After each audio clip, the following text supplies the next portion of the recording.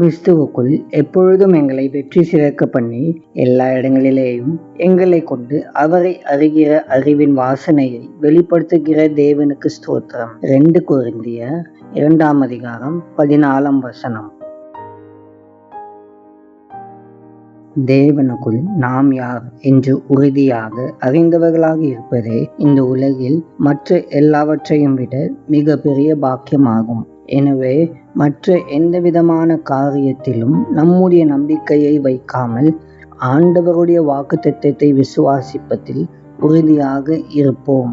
காரணம், நாம் இப்பொழுது இருக்கின்ற நிலை ஒருவேளை ஒன்றுமில்லாததை போல இருக்கலாம். ஆனால் கிறிஸ்துவில் தோல்வி ஒருபோதும் முடிவானதல்ல, வெற்றியே முடிவு.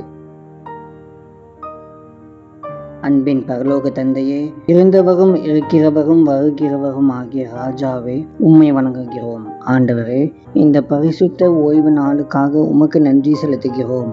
கர்த்தாவே, நீர் எங்களோடு இருந்து எங்களை ஆசீர்வதித்து வருவதற்காக உம்மை துதிக்கிறோம். கர்த்தாவே, நாங்கள் சோர்ந்து போகாமல் எப்பொழுதும் உம்முடைய வார்த்தைகளுக்கு கீழ்ப்படியவும் உம்மையே நோக்கி பார்க்கவும் எங்களுக்கு கிருபை தாரும். தேவனே, நீர் எங்களுக்காக வைத்திருக்கும் திட்டங்களை நாங்கள் நிறைவேற்ற எங்களுக்கு தேவையான ஞானத்தையும் பலனையும் தந்து எங்களை ஆசீர்வதியும். நீர் எங்களுக்கு தந்திருக்கின்ற வாக்கு தத்தங்களை நாங்கள் உறுதியாக பற்றி கொள்ள உதவி செய்யும். இயேசுவின் மூலம் ஜெபிக்கிறோம் பிதாவே, ஆமேன்.